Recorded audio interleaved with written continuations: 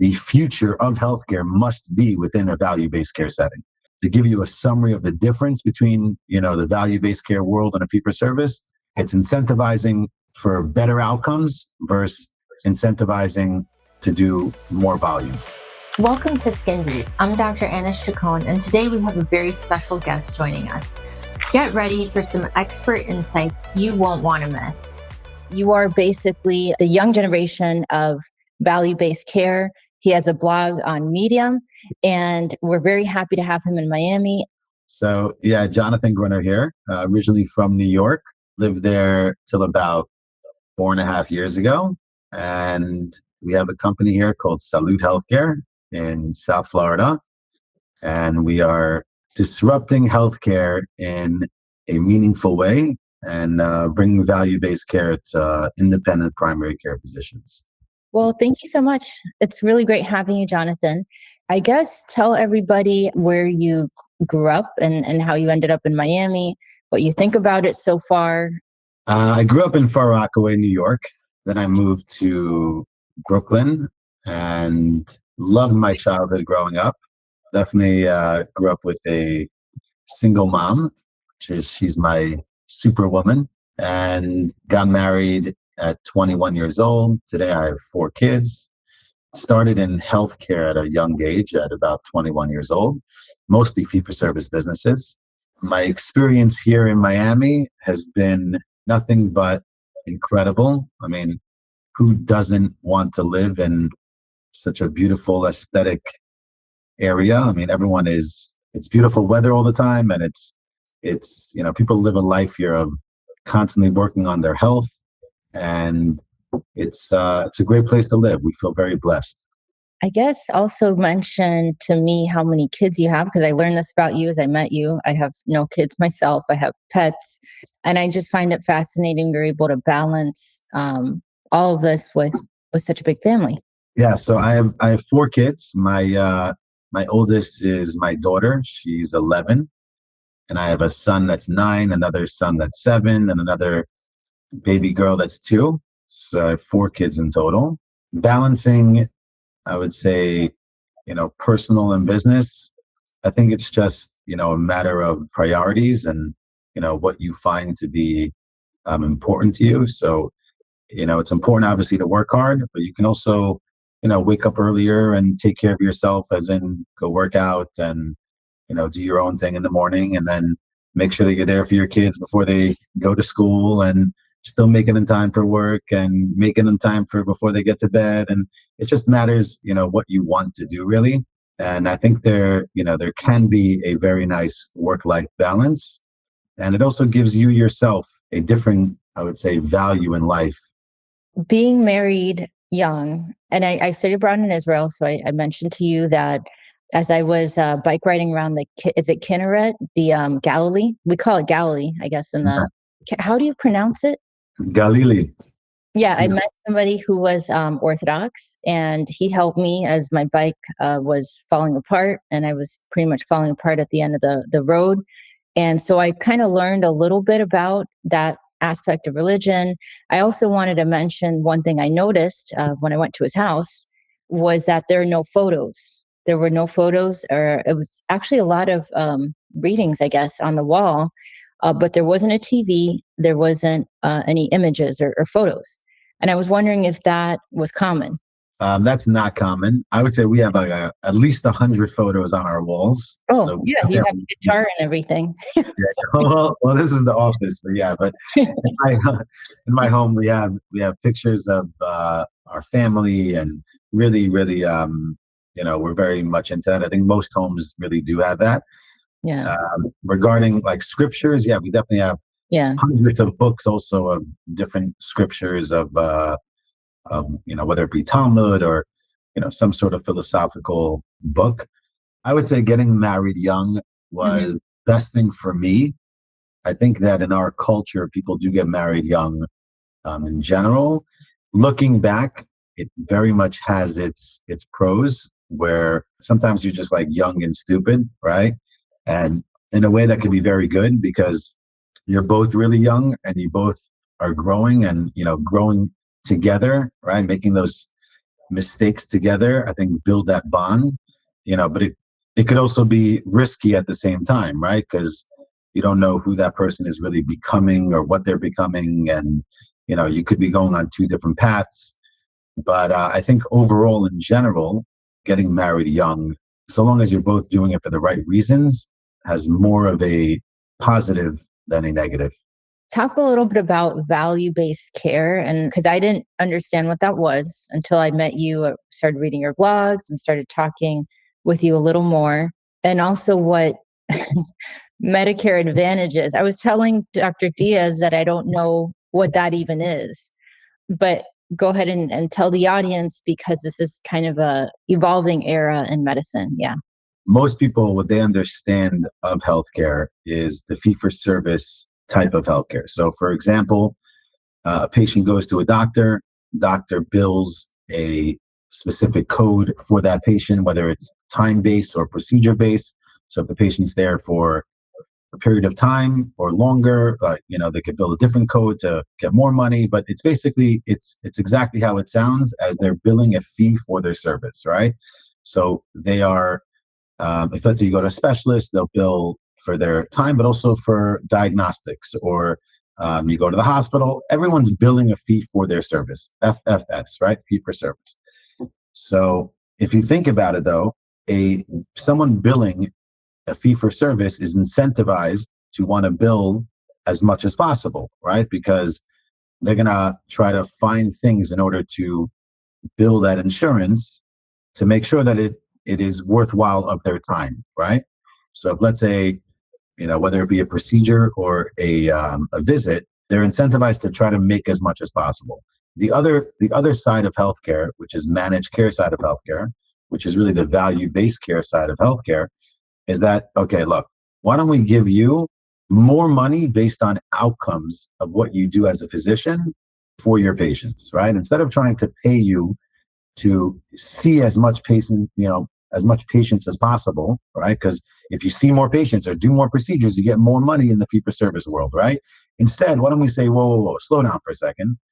Why don't you see even less patients, spend more time with those patients, really care about their outcomes. And if you have good outcomes with your patients, we will give you more money, right? So it helps the patients, it helps the doctor, it helps the health payer, everyone wins. And that's what I think the future of healthcare must be within a value-based care setting. To give you a summary of the difference between, the value-based care world and a fee-for-service, it's incentivizing for better outcomes versus incentivizing to do more volume. Where can we see this model today? You have brought up, or I've learned, just in practice, there's a couple of, I guess, Leon, what example would you say exist, at least in South Florida and maybe nationally? There are incredible companies doing a great job, such as, like a staff model like ChenMed or Oak Street. Those are great staff models that they're fully in value-based care and specifically focused in Medicare Advantage. Value-based care now not only is within the MA, the Medicare Advantage space, but it's also within the Medicaid space and within commercial space. And it's really rolling out across really all lines of business within healthcare. I think it's just a matter of time for people to truly change the way that they practice. What's Medicare Advantage? So Medicare is what most people know as the government insurance from when you turn 65, you're eligible for Medicare, which means that the government will start paying for your health care. Now, not necessarily do they pay for the full amount, because it depends on, whether you meet certain financial thresholds, but at minimum, they'll pay, let's call it 80%, and then you have to get a secondary insurance. But if you do qualify, you can get, full Medicare, call it, right? And this is called traditional straight Medicare. And now you can go anywhere you want. Usually, though, that does cost money, because you do have to pay for co-insurance, which could be, a few $100s a month. There are many benefits that don't exist within traditional straight Medicare. So what is Medicare Advantage, which is the fastest growing, I would say, within that population? is large insurance companies such as United Healthcare, Aetna, Humana, these are companies that people know of. They opened up a Medicare Advantage division. So they said, hey, you know what, CMS, Medicare, let us manage the care of the patients. And instead of patients being able to choose for straight Medicare, they'll have an option now to choose a United Medicare or Aetna Medicare, Humana Medicare, right? And we're going to manage, this is the payer stuff, we're going to manage the care of the patients, and we're going to be, supplying incredible outcomes for them, right? And we're going to take risk on them. So a patient now has an option now to choose, instead of taking straight Medicare, now they get United Healthcare. Why would they choose a plan, Medicare plan, right? Medicare Advantage plan is because usually Medicare Advantage plans offer benefits that straight Medicare cannot offer, right? So they'll get, whether it's, free transportation or gym memberships or over-the-counter credits or, monthly stipends in order to keep them, constantly healthy. So there's really a lot of benefits that the Medicare Advantage plans do provide to patients. And that's the reason why they would choose that over straight Medicare. Now, it does come with a limitation, because if you pick within that payer, you have to stay within that network. These days, though, these payers have such a large network that you're really not giving up much, because you can still see incredible physicians, whether from a primary care or a specialty or a hospital system. Most of these, groups are par with a lot of these payers. So it just matters picking the right one that fits your needs. And that's really the difference between Medicare Advantage and straight Medicare from a patient perspective. They give them a stipend? A Medicare Advantage? Really? Medicare Advantage gives, I should say, like, not really a stipend, but they give credits, really. Like they can use X amount of money on a monthly basis for over-the-counter medications or for different health needs that typically would have to be, paid out of their own pockets. So everyone had, like, they have flex cards. They have, every plan calls it differently, but some of them even pay for, your electric bill. Like, there's so many ones that it's very, very interesting. But that's from the payer side. And that's really from a patient perspective. Then there's the whole other side of it, right? Between, like, the financial side and how they manage the care. But that's the other side of, the Medicare Advantage between them and the government. Yeah, well, that's a good overview, but I still find it confusing. How do doctors fit into this model? So I gave you the understanding of, from a patient perspective of what makes, what's the difference between traditional straight Medicare versus Medicare Advantage. Now, how does it work on a Medicare Advantage? So, how do they make money, which is important, right? They're now taking risk. These health plans are being paid a monthly amount in order to manage the care of the patient. But how do they know? How does the government know how much to pay these health plans in order to manage the care? Some patients are healthier, some patients are sicker, every patient has its own needs, right? So the government reimburses based on the conditions of the patient. So the sicker the patient is, the higher scores they have. And that's what determines what the monthly per member per month fee will be from the government to that payer, right? Let's consider it a score of 1.2, 1.3, call it, CMS is paying the Medicare Advantage plan, even at a 1.0, right? Score, let's say they're paying on average $1,000 a month for that member. So CMS says, okay, you know what? United Healthcare, we're going to give you $1,000 a month. You now have to take full risk on this patient. So if the patient now needs to go to the doctor, United Healthcare has to pay the doctor for the visit. Patient needs to go to a specialist, pays the specialist, right? Dermatologist. Patient needs to go to the hospital, you got to pay the hospital. But if the patient gets admitted to the hospital, they lose money, right? Yeah. They're getting paid that $1,000 a month. So the hospital bill is $20,000. They lost money on that patient, right? So these Medicare Advantage plans, their goal is to find ways in order to keep patients out of the hospital, because that's the number one biggest expense, right? Yeah. Hospitalization. So they find every which way to incentivize patients to keep them healthier and keep them out of the hospital, right? And that's really what they're incentivized to do. They want to make sure that they're that their costs are not high on the patient. Obviously, if the patient needs to go, they'll go to the hospital and the payer is going to have to pay for it, right? Right. So their goal is, okay, so now how do we minimize our exposure? Let's create ways for patients to stay healthier, right? Then they have to also minimize their exposure and their expenses. So in states, such as Florida, they have capitation rates for primary care. So a primary care doctor would get a per member per month fee, right? So let's for argument's sake, call it $100 per member per month for primary care. Now that primary care, he's responsible or she's responsible for the entire total care of that patient. If the patient comes, one time every month, or comes once a week, or comes once every 3 months, or doesn't matter, that primary care is getting paid that same dollar amount per member per month. So now the insurance company now just capitated, right, their primary care line item. So now the patients, anytime they need primary care, they know that it costs them $100 per member per month, right? To give an example. On a specialty side, there's a lot of capitations for specialists also. So specialists, it could be cardiology, it could be home care even, right? Home care is also capitated. So if a patient needs home care, they have to go to this group and they determine whether the patient or how much the patient needs of home care, right? But what the insurance companies do is they try to minimize their exposure and expenses and keep on coming up with ways for the patients to have better outcomes. And if they accomplish both things, then they can be profitable. In general, people have been very much upset with the health plans lately on denials and all these things. And the truth is, I'm not even defending them, because I think that they can do a way better job at doing those things.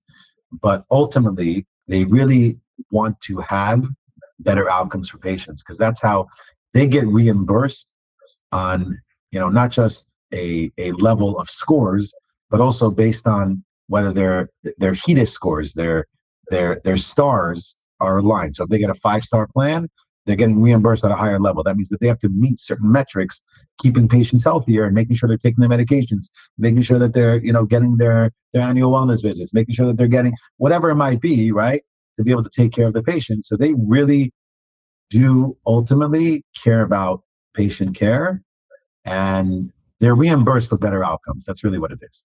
That's really interesting. And then how did you end up, I guess, entering this space? I actually looked at a company about 7-8 years ago. It didn't work out, so we didn't end up buying that company. But I met someone here locally. He had a MSO, VSO in South Florida. He ended up becoming an owner of a health plan, sold his health plan, and started up a new health plan. Became very close with him, and he taught me a lot about the business and understanding of the business. And I was like, wait, 1 second. There's so many independent primary care doctors out there that there's no way that they could be successful in a value-based care environment. You need to have, besides for coders, you need to have, billing people. You got to have not just regular coders, but HCC coders. You have to have platforms to be able to teach you, to give you all the gaps. You have to have a data warehouse to ingest tens of thousands of documents. Like, there's so much that needs to be really, really managed and put out there on a platform to succeed. And I was like, 1 second, there's got to be something to be able to help out these independent primary cares. Obviously, large groups like ChenMed and Oak Street and those types of business, of course they have them, right? But how about the regular small guys? They don't really have it, and that's what we're really here for, So I met this guy. He taught me a lot about it, and I was like, you know what? There's a need for this. Let me jump in. Let me see what we could do. Let me see if we can make a difference. How big is your team? And also, how did you, I know you mentioned to me, you have about close families involved, I think. And how does that work? How are you able to manage all those people, including friends and family? I think regardless whether it's friend or family or someone I don't know, I think treating everyone the same is the biggest key. Definitely at work, so maybe after work, some people struggle with that balance of personal and business. I try very much to treat everyone the same, regardless of who they are. And I think that works best the most, really. We have probably 75 people right now within our company. And yeah, we have in our corporate office here, we have about 20 2 people here, and it's growing, and we're trying to always create an environment of a healthy place, but that also is willing to innovate and work hard. And then tell me a little bit, if you don't mind. You're Orthodox, you mentioned to me. How far back does that go? And what are some of the things that you learned that you apply to business? So I mean, we go back many, many, many, many generations as Orthodox Jews. What I apply to business, I would say, really treating everyone the same, understanding that regardless of religion, we're all really created in God's image. In fact, on my wall, I don't know if you can see, but The poster. yeah, Oh, wow. see Wow. this? Yeah. I even have there on it like a lot of the meaningful things that are in my life. hmm And one of them, it says that we are all created in God's image. And I think that that's very, very important for everyone to understand that regardless of your religion or regardless of, your background, where you come from, where you are today, it doesn't matter. Just understanding that you were created for a reason, and the day you were born was the day God decided the world cannot exist without you. And I think that's a very, very, very important line for everyone to really take and understand, that there's purpose and meaning behind why you're created, and treat people the way you would want to be treated, make them valued, make them feel good, just like you would want to be. And understanding that really, like, we're all here trying to search for more purpose and meaning, and really loving one another is challenge that we all have to go through. Sometimes people do things to you that you don't like, and it's very hard to love them and care about them. And I think that's part of the challenge. But learning these types of traits and learning to constantly be searching for more meaning and purpose and treating people equally is really what I try to take within my into my workplace. Thank you, everybody. This is Jonathan Gruner, KOL for Value-Based Care.